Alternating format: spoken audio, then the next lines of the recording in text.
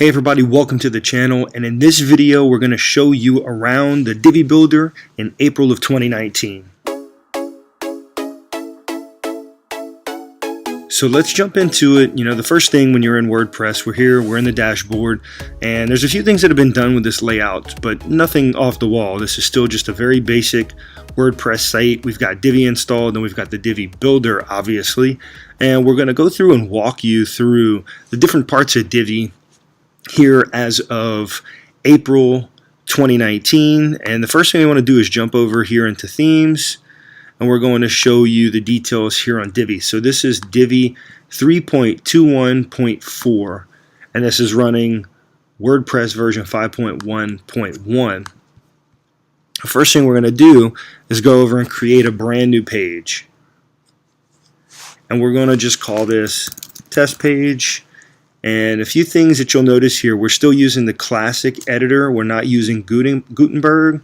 And a few things that will always kind of be true for Divi is that you can use this Divi Builder and this will load everything up, but the rest of these settings will remain the same.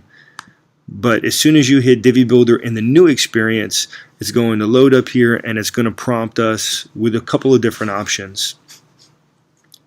So when you go to create a new page, you've got a few things to start with. You can either build from scratch, you can choose a pre-made layout, and this is where the Divi Design Initiative 2.0 is really coming into play. Elegant Themes is putting out 2 brand new layouts each and every week, so there's a ton to choose from here, and this is what we're going to show you today, or what we're going to build off of.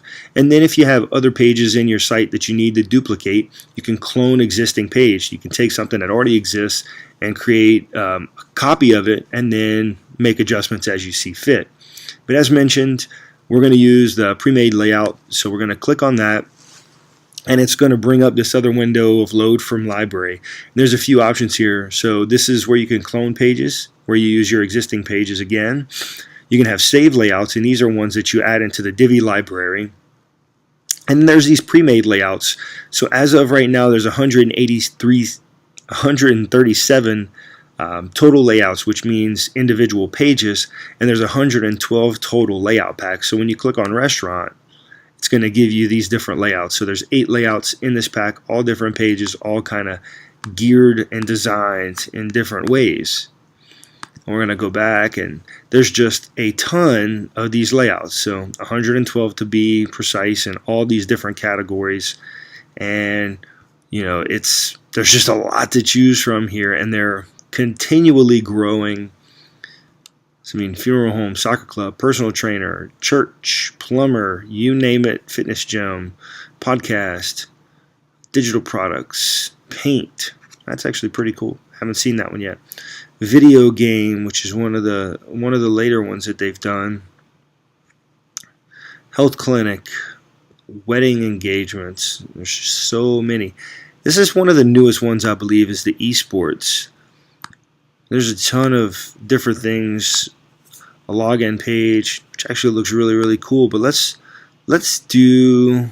This is a little bit out there in the style. I want to go for something a little bit more standard.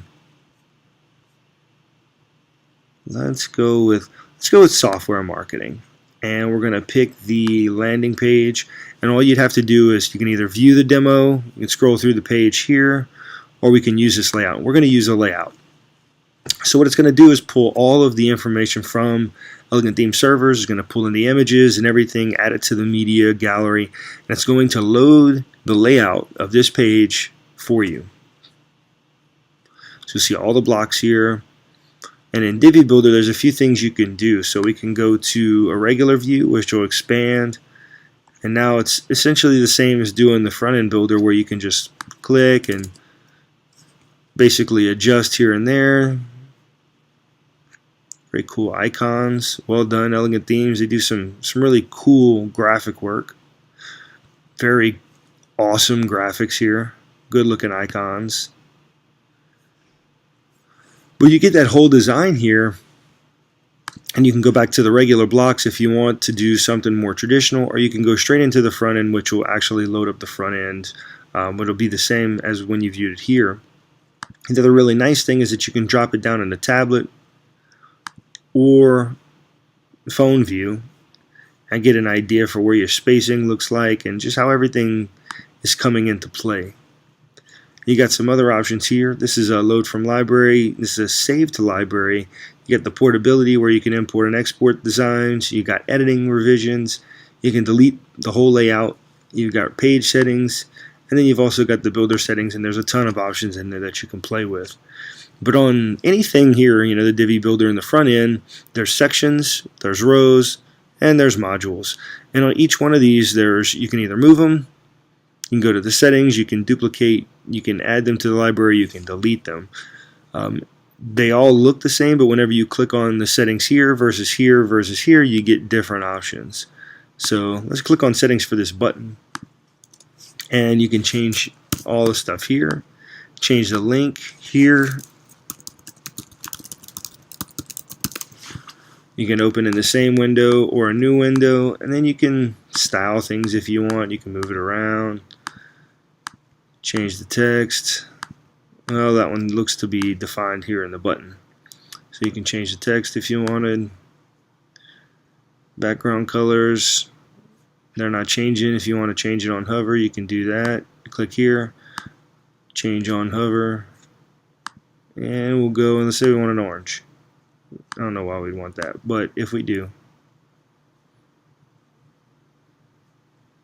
we could do that.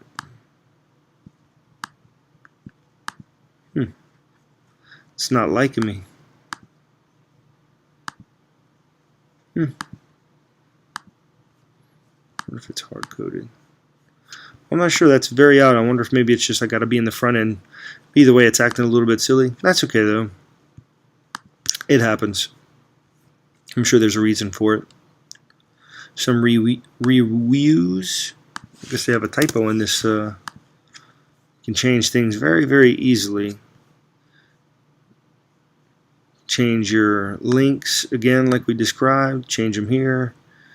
The advanced tab is something, unless you know custom CSS, you're really not going to use it much, except for maybe visibility. But this is really amazing because the Divi Builder is the builder that I use more than anything else because it's just flexible. It uses, you know, similar drag and drop features here in the visual builder. You can click to where the padding here is equal to here. You can untie it to where they're not equal. I mean, you can really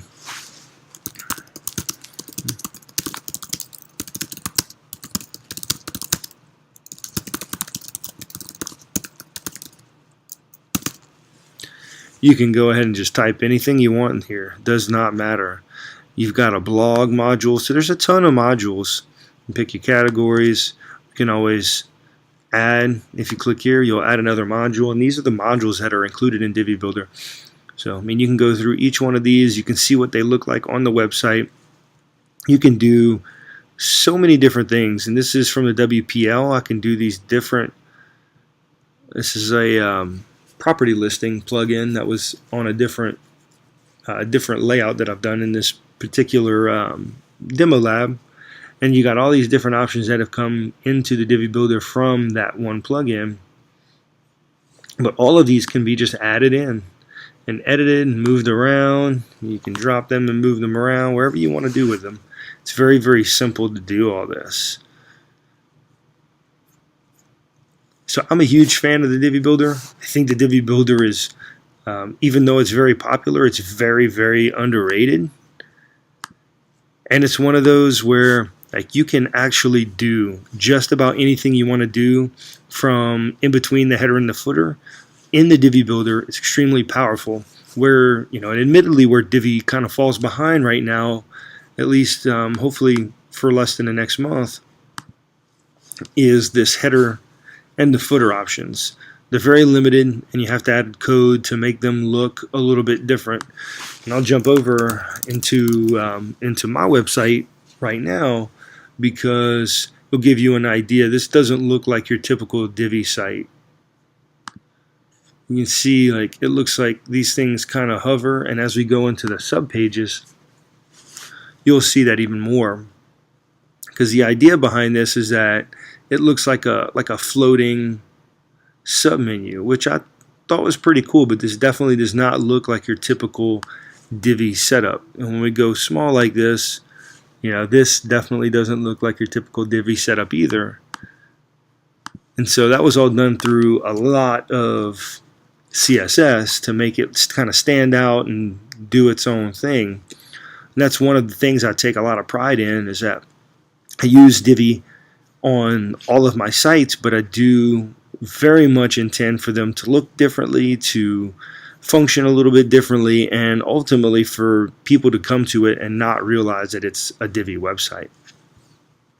And not because using Divi is bad, it's just it's how I test my skills. I really hope that you all really enjoyed this video. Just a quick tour guide of Divi as it is here in April of 2019.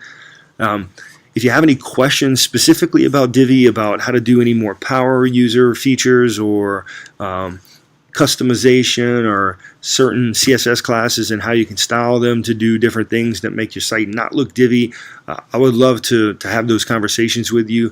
If you go over to Twitter, hit us up at Keegan L Media, or you can comment in this video below, whether it's on Facebook or YouTube or the website itself. Feel free to leave a comment, and let's chat about it. Until next week, we hope you have an awesome week, and we'll be back with another tutorial next week.